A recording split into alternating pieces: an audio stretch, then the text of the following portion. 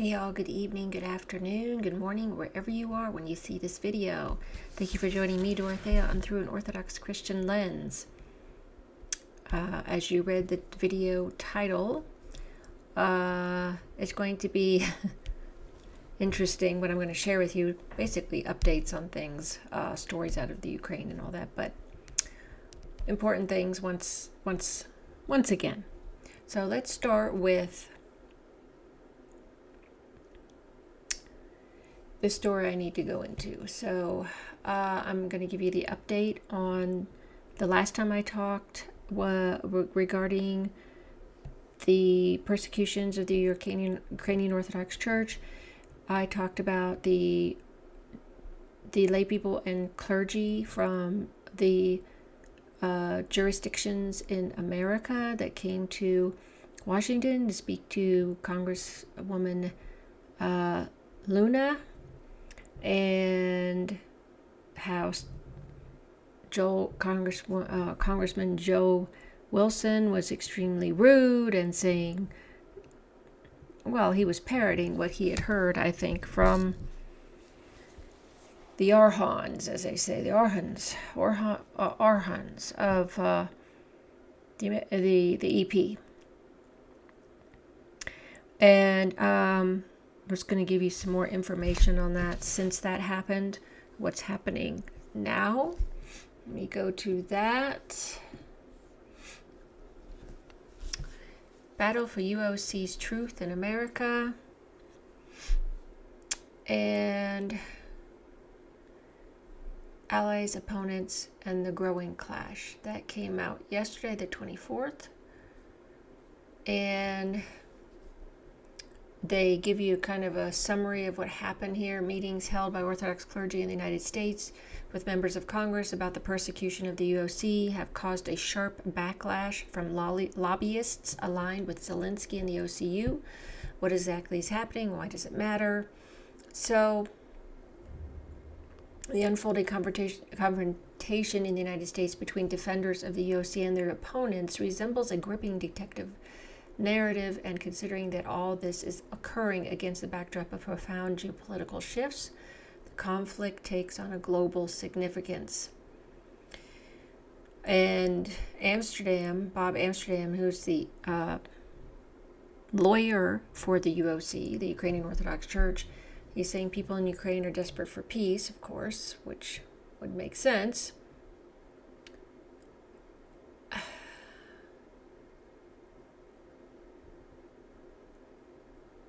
Okay, going to go to, we already know about all of this. It's kind of as I said, a summary of what's been going on. The meetings with the clergy, Orthodox clergy, and U.S. Congresswoman, as I said, what happened there. The unsuccessful attempts at discreditation by the Hill reporter, journalist Laura Kelly.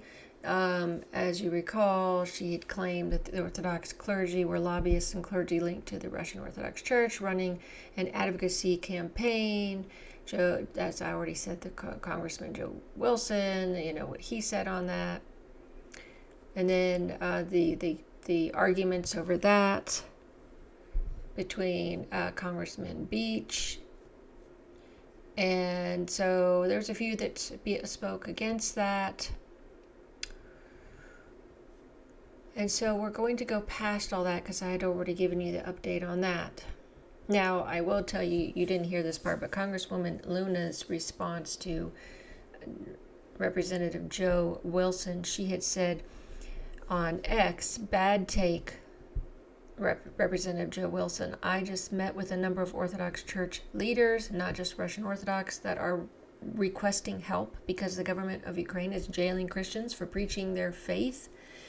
They asked you your help, and you do this? Do you really think taxpayer dollars should be going toward the persecution of Christians? Then, of course, as they said, the Fanar Arhons entered the fight, and they are defenders, and they promote and defend the ecumenical patriarchate, And as you remember, the horrific things they said, they issued a statement accusing UOC believers of terrorism and even murder of OCU members, which was totally outrageous, without a shred of evidence, of course, because there isn't any. Now, why would the Arhans publish such lies? Why cast themselves in such a negative light, especially when everyone already knows what is happening in Ukraine?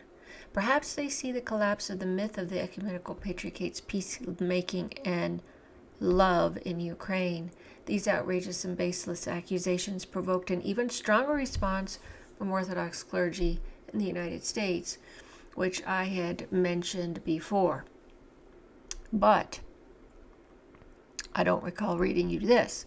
On November 20th, 2025, the Orthodox Church in America, OCA, announced the possibility of withdrawing or suspending its membership in the Assembly of Canonical Orthodox Bishops of the USA, where the ecumenical patriarchate holds primacy.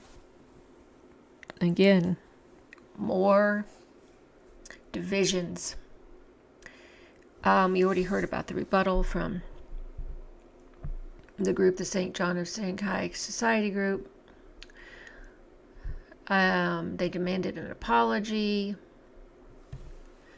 They demanded a withdrawal of a scandalous statement, apologize for those slandered, treat sister churches with respect. And we already know that what Archbishop Elpidoforo said, and so we're going to go on. What does all the one of the lines also he had said is, all of us jointly recognize that when the church becomes entangled with political matters, it does so at the risk of itself and its faithful. Okay, could it be that the ecumenical patriarchate is beginning to realize that the creation of the OCU is destructive from the outset? A political intervention orchestrated by President Poroshenko and Secretary of State Mike Pompeo?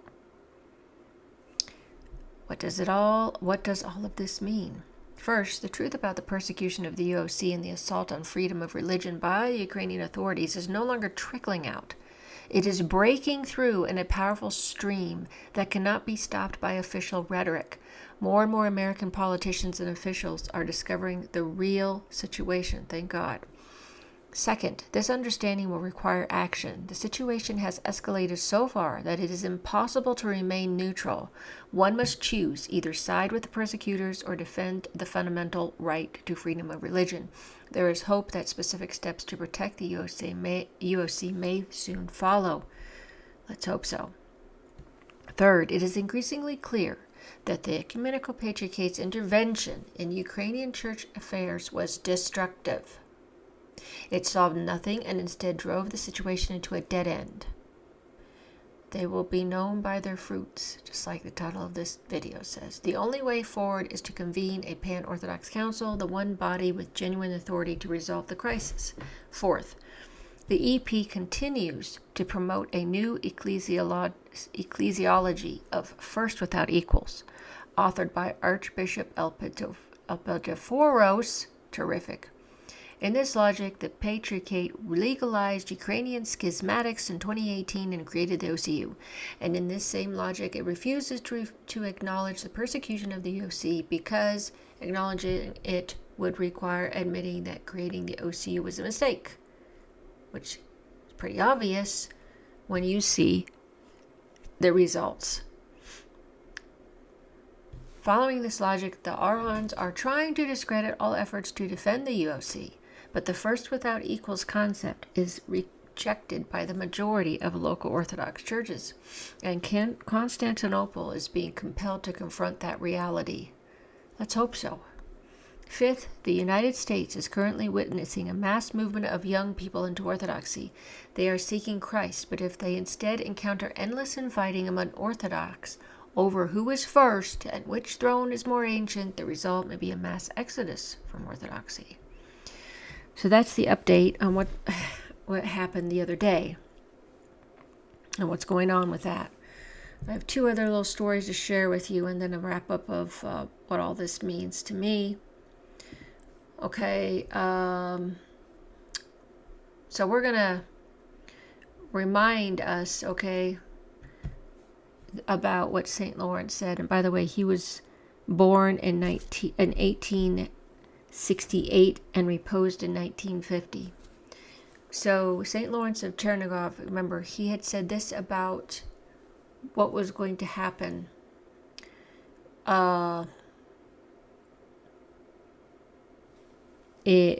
between Ukraine and Russia, the war. I remember, I'm just going over this one more time. Important stuff here.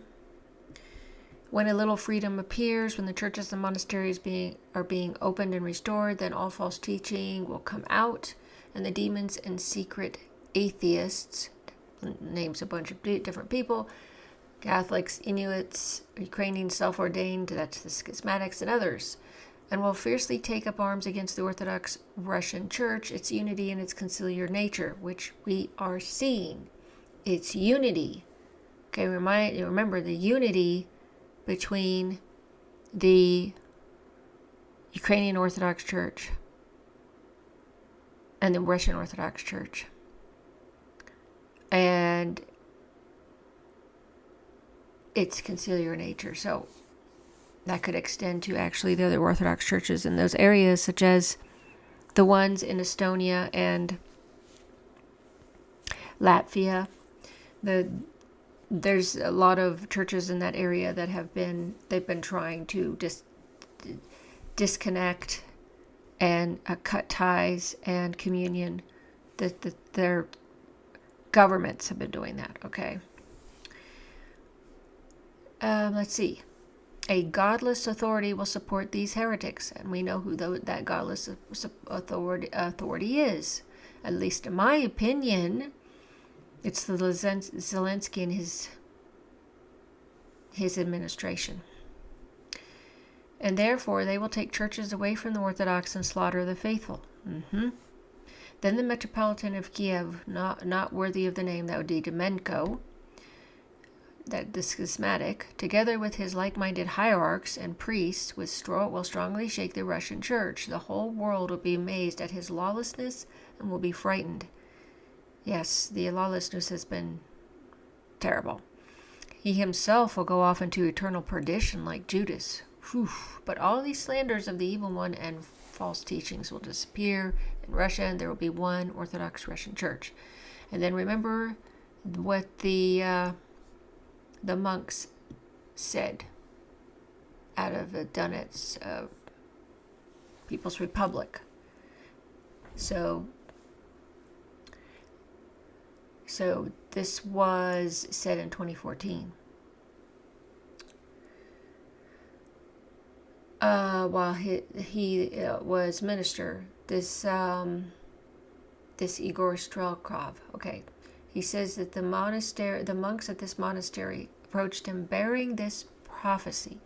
Half a year after the heretics take over the Kyiv-Pechersk, Lavra, and the caves, Russia will reunite with Ukraine as it was before, and Kiev will be liberated, not only just the heretics, but also all outside forces. So, big, that would tell me liberated from NATO and, all those people all the people that have been in Europe and all that in the West have been pushing this war, would be my guess. And I think that started in July. Now in this thing, they're saying it started before that in 2024. But I think they started actually doing services in July, the schismatics.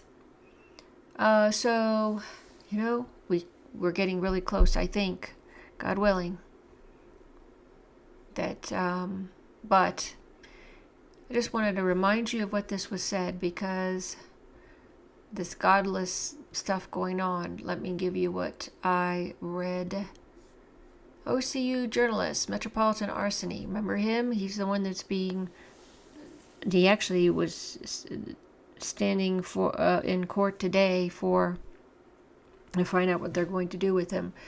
I haven't seen a total report on that yet, but it was supposed to have been today.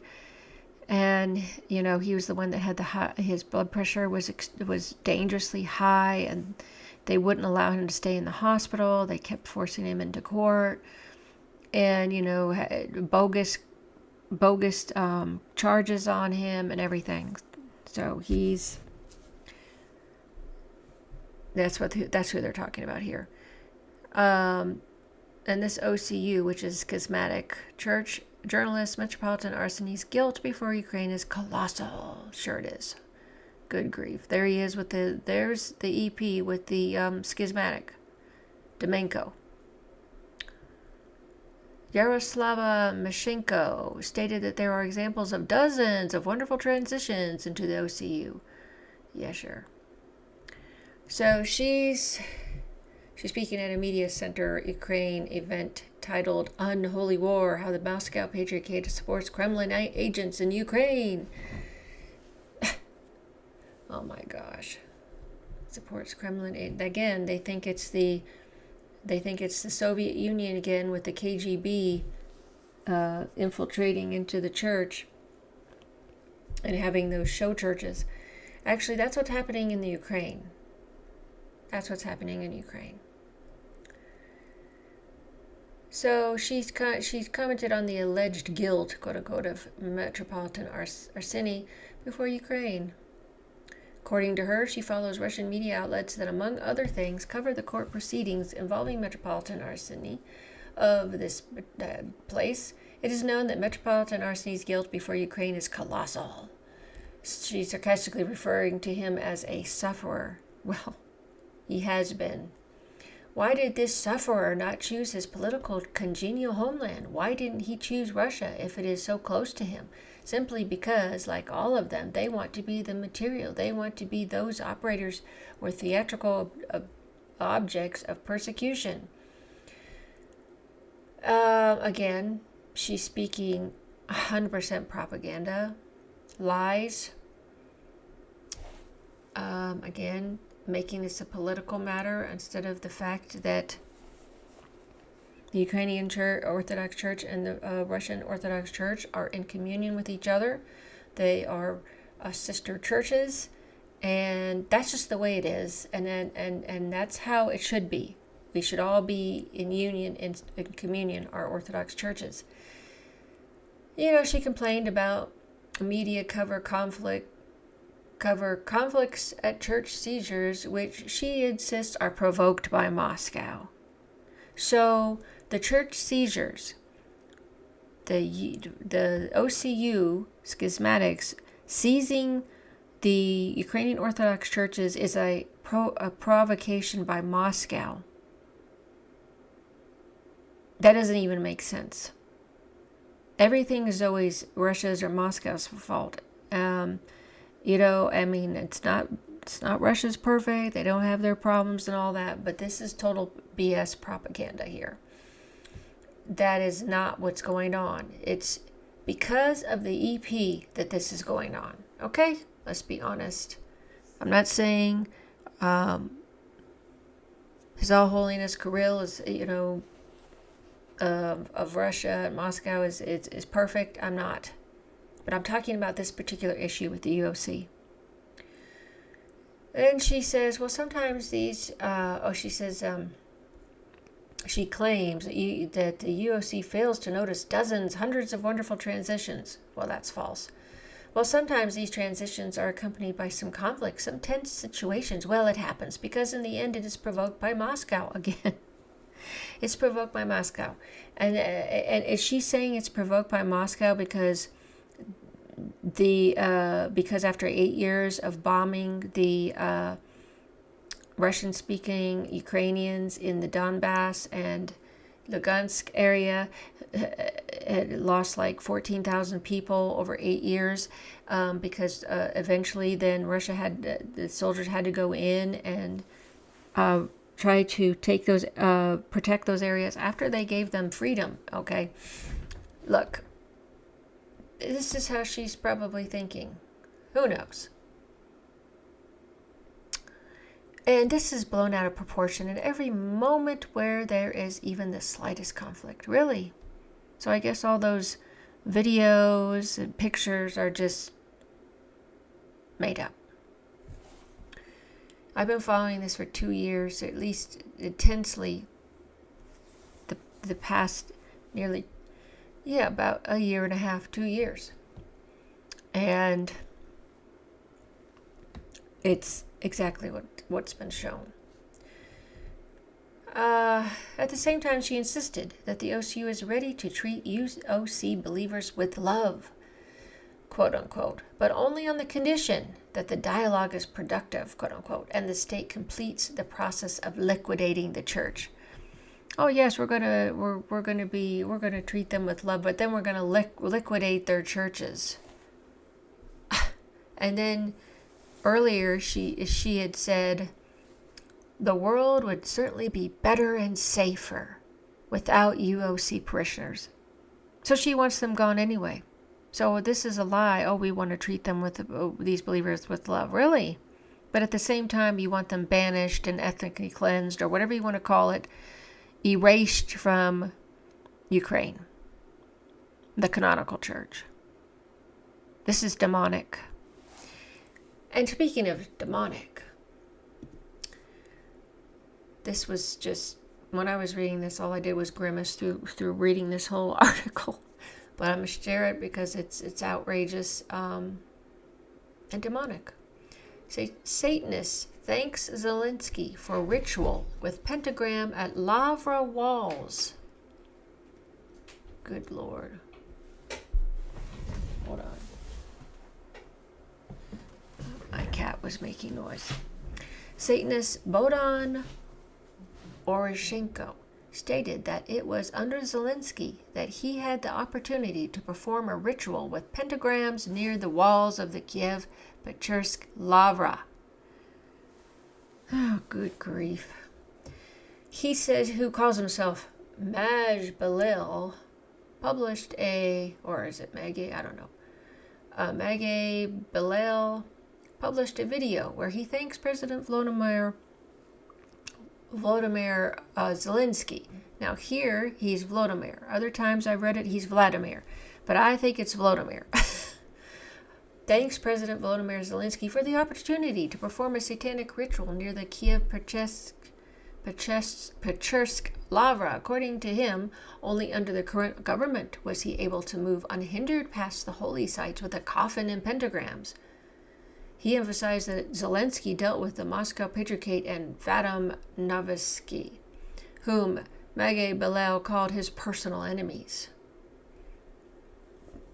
According to him, it was Zelensky who gave him the opportunity to conduct the funeral service for the Moscow Patriarchate under the walls of the Lavra, and allowed me to walk there with a coffin, pentagons, and so on.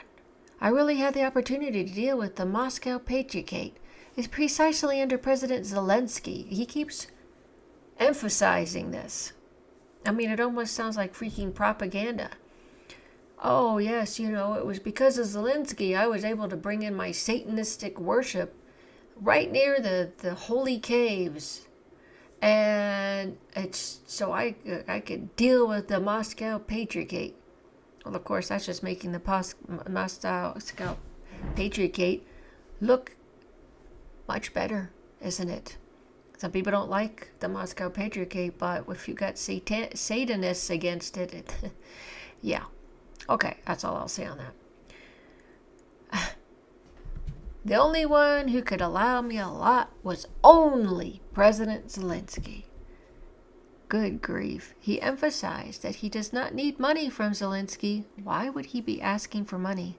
I don't need anything. I am grateful to the president for ousting those people who oppressed me, humiliated and insulted me. This is the Kiev Theological Academy and Seminary. Oh, okay, so that Theological Academy and Seminary insulted and humiliated him. He came to Lavra to campaign for the OCU. Okay, so you have the Orthodox Church of Ukraine, the schismatics, you have a Satanist that's promoting you and cheering for you. Okay? You have a propagandist, lying journalist, and then you have a Satanist backing this. Then it continues with the infighting and all that going on with the Arhans and EP and everything. And as I said, you shall know them by their fruits. Yeah. And the fruits, what have the fruits been? Rotten. What have they done? The EP has caused divisions, chaos, persecutions, violence, uproars, just desecration of important holy sites and objects, churches, seizing of churches. Yeah, sounds like he really made a good, great move and a right one, as we all said, as I read in that first article. Maybe he's going to start realizing that he made a grave and really a horrible mistake. Could be almost considered sinful. But since he thought he was doing well, I guess you can't really say that, right? I don't know. We don't, how would we say his motives? What were his motives, It doesn't, I'm not going to go there, but when you see the results, it was not the Holy Spirit leading him to do this. It was not. It's rotten fruits. It's not of the Spirit, the Holy Spirit, which means that he was influenced by the evil one. And let's just hope with that St. Lawrence and these monks and Elder Jonah are correct, that this will end soon. Let's keep praying. Let's keep close to God and repent and ask for his mercy and continue to pray for our brothers and sisters in the Ukrainian Orthodox Church. Thanks so much for watching, for following my channel, for all of your comments and kindness. And I hope you're having a great day, evening, morning. Until next time.